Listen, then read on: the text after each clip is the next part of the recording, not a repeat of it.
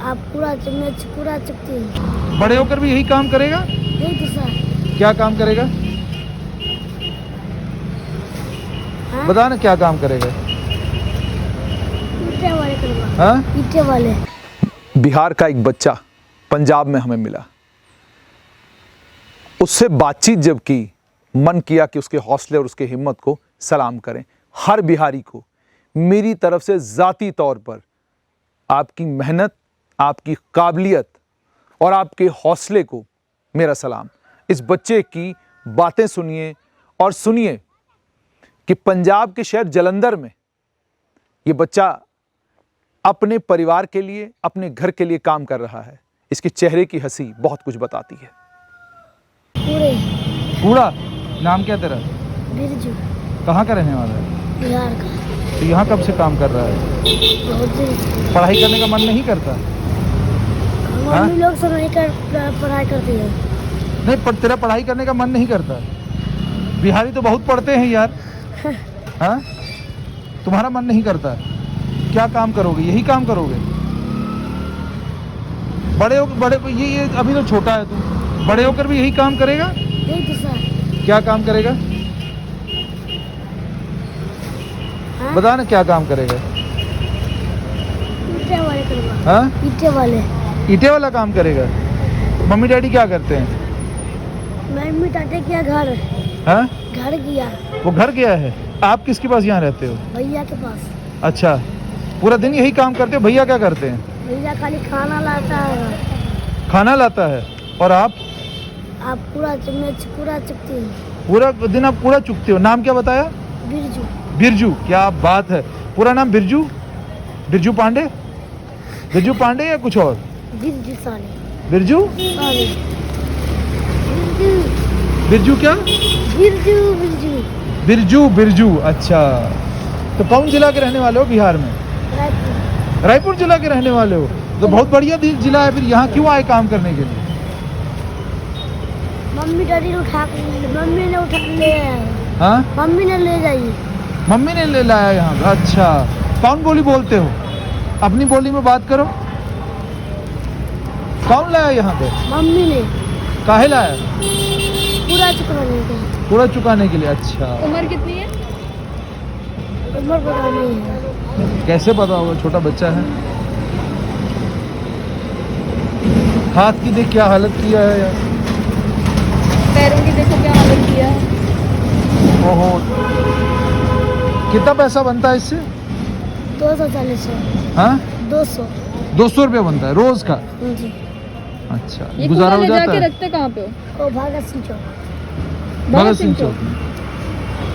वहाँ पे करते क्या उसका? बोरी में डालूंगा, घर जाऊंगा। बोरी में डालोगे, घर जाओगे। पैसा कौन देगा? भैया लोग। भैया लोग?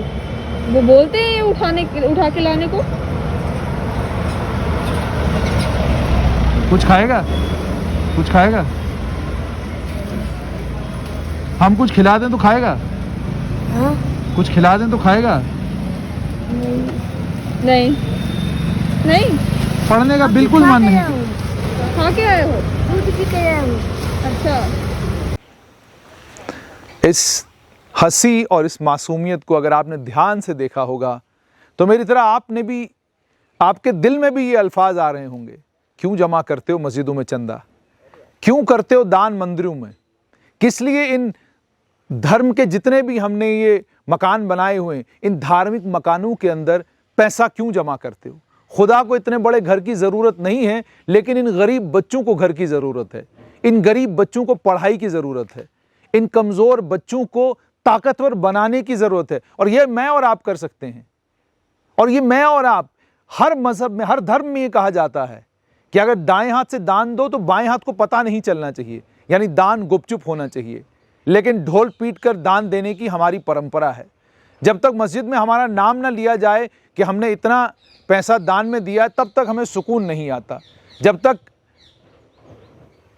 ये ना कहा जाए, हमारी फ़ोटो अखबार में ना आ जाए कि फ़लाँ रिलीफ में हमने इतने पैसे दे दिए, तब तक हमें लगता नहीं कि हमने रिलीफ में या हमने अपने देश के लोगों की मदद करने के लिए हमने कोई काम किया है।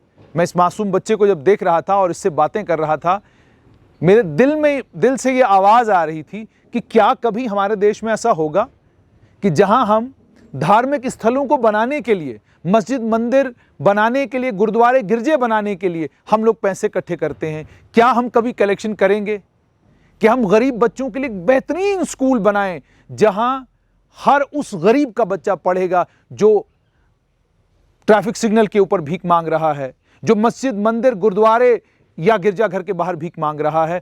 हम हर उस गरीब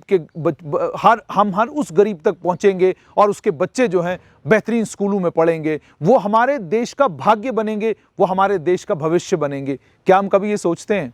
ये सोच हमें कभी नहीं आती। बड़ी वीडियोस वायरल कराने के चक्कर में हम लोग रहते हैं। भाई हमारी वीडियो वायरल हो गई, हमने फलां जगह जाके फलां आदमी की मदद की, देखो उस मदद से क्या हो गया। किसी भी अपाहिज को, किसी भी कमजोर को, किसी भी गरीब की आप एक बार जब मदद करते हैं ना, आप उसको उसी दिन मार देते हैं। आप उसकी मदद करने की बजाय उसके बच्चे, अगर उसके बच्चे हैं तो उसके बच्चों को अच्छी शिक्षा का प्रबंध कीजिए, उसके बच्चों के लिए अच्छी शिक्षा का प्रबंध कीजिए।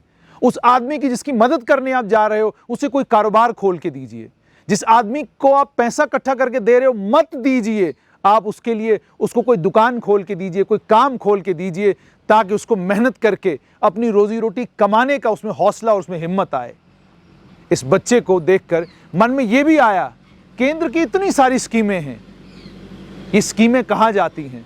इतनी एनजीओज हैं, हर एनजीओ एक वीडियो वायरल कराने के चक्कर में और एक फोटो के चक्कर में कितना कुछ कर रही है, लेकिन क्या इन गरीब बच्चों को स्कूल मिल रहा है? क्या कभी कोई गया जीडी गोयनका में पता करने के लिए?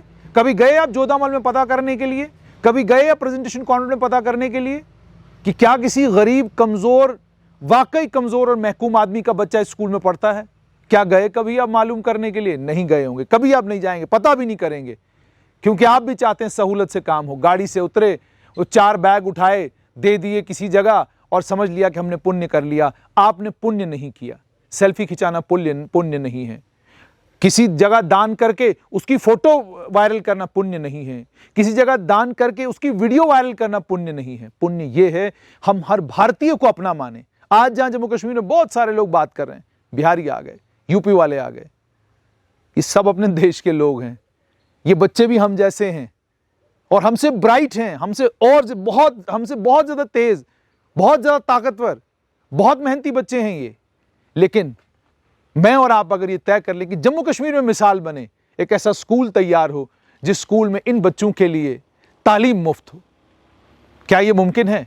मुश्किल है, नहीं कर सकते हम, क्योंकि हम अभी बटे हुए हैं खानों में। ये बिहारी है, यूपी वाला है, वो आ गया कब्जा कर गया, ये आ गया वो खा गया, हम इन्हीं चक्रों में हैं। और उसके बाद हम ये सोचते हैं हम इन चक्रों में रहेंगे और बाद में भगवान को भी चक्कर में डाल देंगे, खुदा को भी चक्कर में डाल देंगे। उसके यहाँ जात पात, रंग, नस्ल कोई चीज माने नहीं रखती। अगर उसके यहाँ रंग माने रखता होता, जात और नस्ल माने रखती होती तो आप जरा धार्मिक ग्रंथों को उठाकर देख लीजिए, पलट के अपने इतिहास पर नजर मारिए, आपको पता चलेगा आपके पैगंबर, आपके अवतार हर रंग, हर नस्ल और हर कौम में उतरे।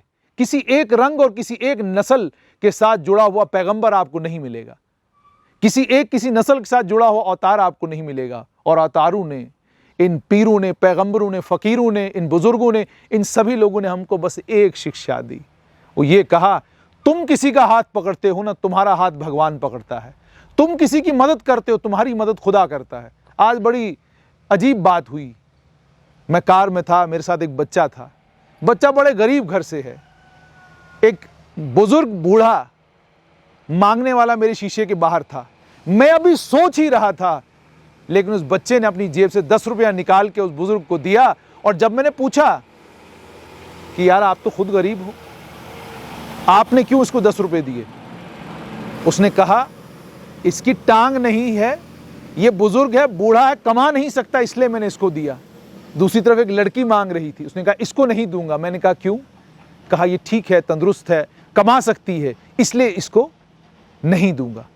हर ये सोच इस बच्चे के अंदर है, ये सोच मेरे और आपके अंदर क्यों नहीं? और हम क्यों सेल्फी और वीडियो कल्चर में फंसे हुए हैं?